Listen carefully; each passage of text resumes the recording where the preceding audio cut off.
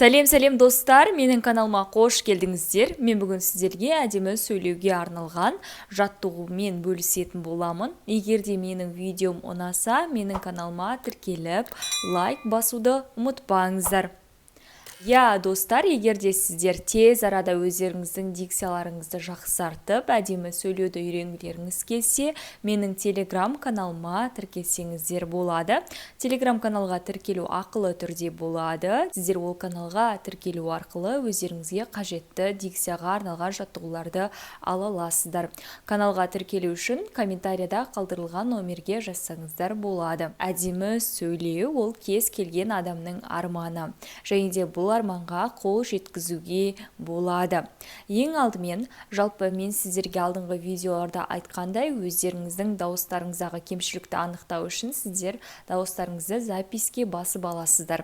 Негізі қазіргі таңда біз өз дауысымызды сырттан өте жиі естиміз. Мысалға, сіз басқа адамдарға аудио хабарлама жібересіз, немесе олармен телефонмен сөйлесу арқылы, немесе олар сізді мысалға бір мерекелік бір іс-шараларға барған кезде сізді видеоға түсіріп, сіздің дауысыңызды естіп жату мүмкін. Яғни сіз оны естіп жатқандығын өзіңіздің дауысыңыздың сырттан дағы естисіз. Яғни сіз осылайша өзіңіздің дауысыңызды күнделікті бірнеше рет сырттан естіп қалуыңыз мүмкін. Сол кезде сіз таң қалып қаласыз. Өйткені сіздің өзіңізге естілетін дауысыңыз ол басқаша, ал жұрттар тыңдап жатқан немесе сіздің записке басылған дауысыңыз ол өте басқаша, яғни екеуінің арасында үлкен айырмашылық болады.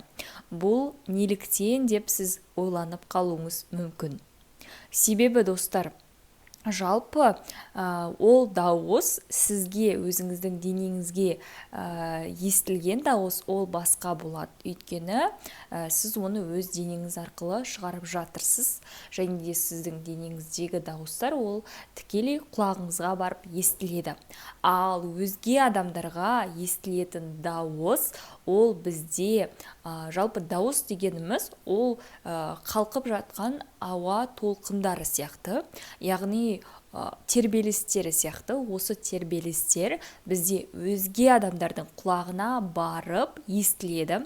Ол жерде бірінші ретте бізде ауа арқылы естіледі. Яғни біз сөйлейміз. Мысалы, мен дәл қазір осылай видеоға түсіріп өзім сөйлеп жатырмын.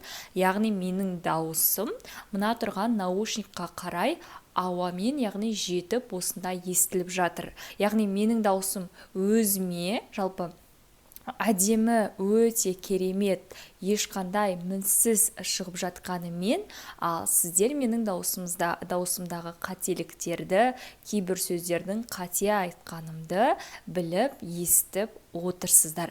Яғни сол секілді сізде өзіңіздің дауысыңызды диктофонға немесе записке жазған кезде өздеріңіздің дауысыңыздағы кемшіліктерді естесіз.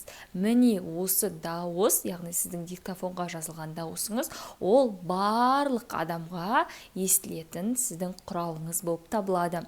Ал ол тек қана денеңіз арқылы естілетін дауыс, ол тек қана сізге ғана естіледі. Ол былайша айтқан кезде жалған дауыс десек те болады. Өйткені сіздің ол дауысыңызды ешкім ести алмайды өзіңізде басқа.